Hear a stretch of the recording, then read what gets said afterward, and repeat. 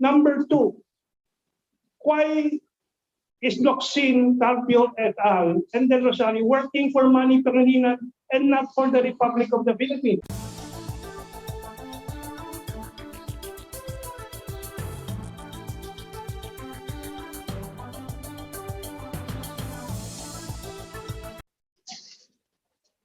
Ladies and gentlemen, in July 2019, Locsin, now Secretary of Foreign Affairs, tweeted, "There is no deadline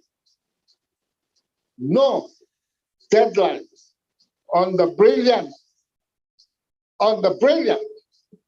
oil and gas MOU I wrote and China and the Philippines signed. It is endless. Again, it is endless. I accepted China's version of the terms of reference as superior to our own.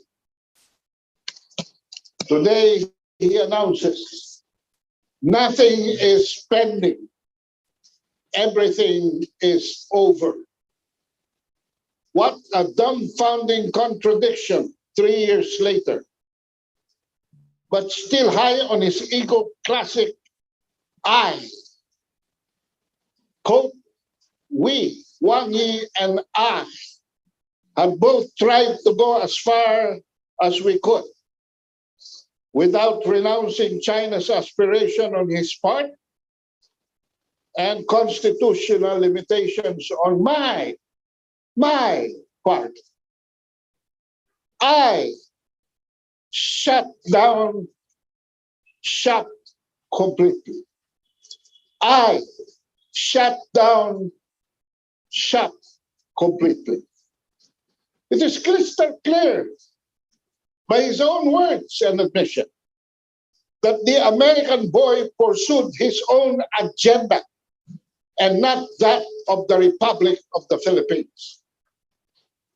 What sovereignty is he talking about?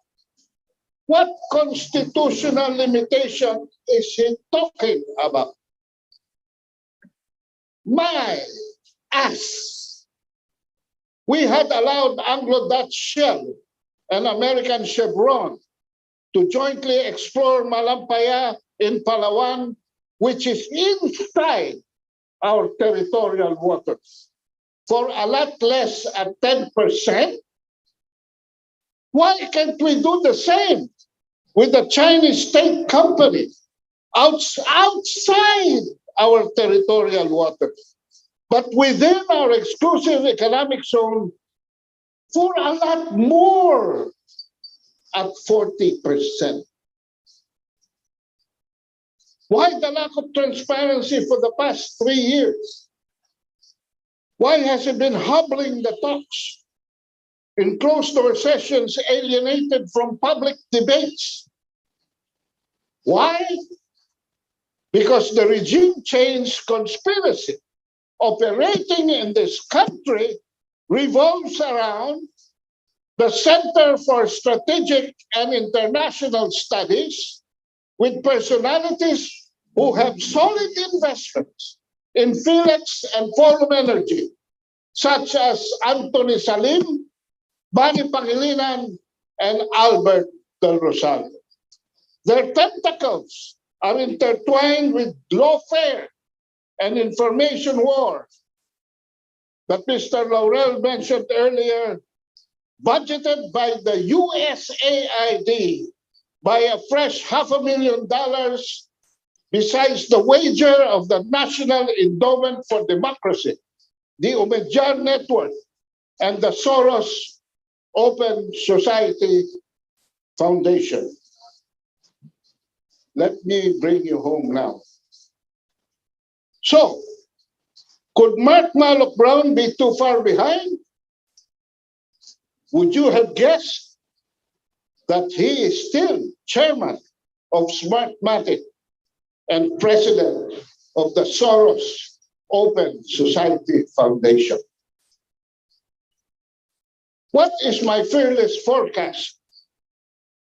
That just as the former Associate Justice Antonio Carpio has gravitated, Mr. Locsin will deteriorate to be the next megaphone for these vested interests in the coming days, months, and years. Thank you, and I leave you to the rest of your imagination. Unang-una, ang area na ini-explore for the television ay the same area na pinag-advertise ng PNC. Katulad na rin mga kung karamihan ng nakasentro na halos na yun sa ring banko, resto bank. Kasi doon sa lugar na yun, nag-issue sila ng service contract sa privado. Pinarcelize nila to private corporation or corporation. Ang China, hindi niya pinarcelize yung kanyang share kasi hindi naman nila nila eh. Sinabi lang ng China, 40% amin dyan. Pag-i-explore tayo na tinatawag sa area na yan, which is within the 205 limit, pero hindi ko pinaprivatize siya. Bibigyan kita ng 60%, in accordance with the Constitution, kukunin na namin ng 60%.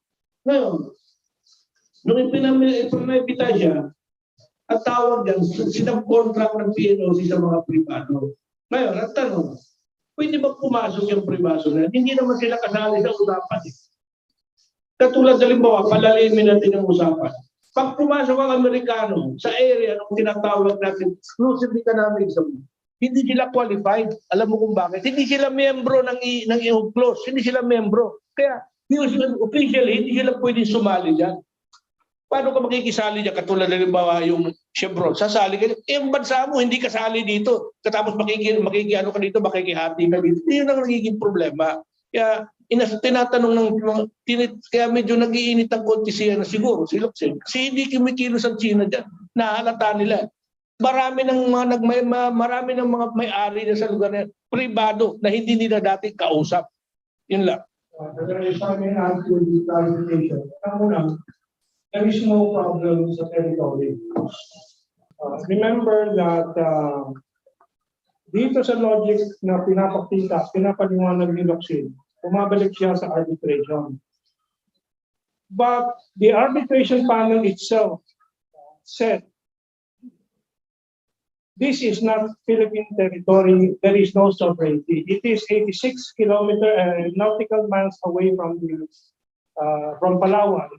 And ang territorial sea ng lahat ng bansa ay 12 nautical mile lang. So this is outside. So there's no dispute. This is not Philippine territory. There is no sovereignty issue here.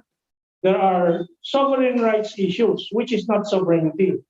And very clear, it is not territory. It is, even according to the arbitration panel, is a special economic zone. Exclusive economic zone, I'm sorry. So hindi issue yun. Nililin lang tayo nitong mga boses nila Carpio, nila Locsin, etc. Pandilin lang talaga yan. Number 2, why is Locsin, Carpio, et al. And then Rosario working for money Pangilinan and not for the Republic of the Philippines? Alam po ba ninyo sa bawat bariles ng oil, may at least 20% na tubo sila. Tapos sa pump price, may 20% pa sila na tubo. Bakit tayo bilang isang bansa at bayan nagpapagoyo dito kay Manny Pangilinan? Bakit sila Locsin ay nagbubunga at tayo ay tinatraidor para kay Manny Pangilinan? Why? That is a real issue. It is not the arbitration because yung arbitration, binasa ko na kanina. Sabi ng United Nations, we have nothing to do with it. Pero paulit-ulit nilang sinasabi, UN-backed arbitration panel. That is another lie. Ano sabi ng ICJ ex-Justice Coroma? The arbitration panel, the Hague, is not the primary judicial body of the United Nations. Andiyan yan sa record. Bakit tayo naloloko nila Locsin, Carpio, Del Rosario, et al.? I think ito ay ginawa nila Locsin at mga Amerikano sa likod po nitong kanyang anunsyo na termination. And then I will go to the question why Duterte is not openly saying something about this that clearly.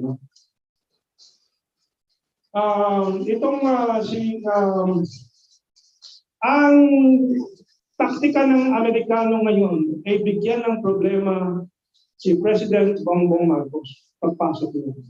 Yan ang sinabi ko dito sa paper ko. May mga typographical error, I will still revise this a little every day.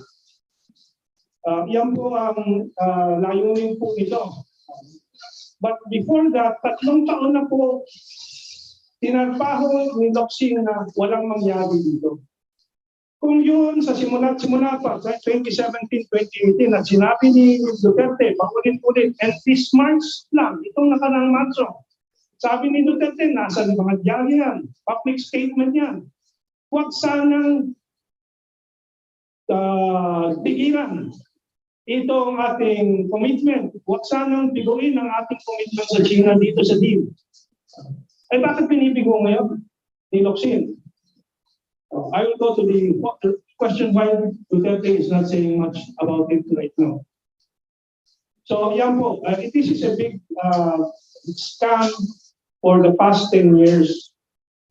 In 2014, alam po ba ninyo, and it is also in the newspapers, inalok ni Manny Pangilinan sa China yung oil deal to China. Parang siya ang presidente ng Republika ng Pilipinas. 2014 po yan. You do not see it because it is not sufficiently explained to you. But that is the truth. Itong mga walang hiyak, itong mga traidor na Locsin, De Rosario, Carpio, et al. These are people stabbing the Filipino people in the back. And we have been explaining that for the past 10 years. But ngayon po, magandang pagkakataon dahil nasa kagipitan po ng krisis ang Pilipino. At nagtataka sila ngayon, bakit hindi natuloy ito? Kasi kung natuloy ito, kahit pa paano may pag-asa tayo, na meron na tayong sariling langis ulit, lalo na napaubos na yung manampayo. I hope this is the opportunity that opens up the eyes of the Filipino people. Bakit hindi malinaw ang posisyon ni Presidente Duterte at this point? When in March, siya mismo ang naghiling na huwag ninyo biguin ang ating usapan sa China dito sa deal. At wala po yung masama at walang mali doon dahil makikinabang tayo. Ang China can walk away from the deal. You know, everybody should know that they're getting all the oil they need from Russia. Diskwento pa, samantalang tayo nagbabayad ng mas mahal ng 30% sa ating inaangkat na langis ngayon. Bakit nagpapabobo tayo ng ganyan? Yan ang mga tanong. Bakit hindi nag-iimik masyado si Duterte? Pahere-here ang mga ulat na lumalabas na ano talaga ang sinasabi niya. Kasi 5 araw na lang po ata ang kanyang 4 na araw ng termino niya.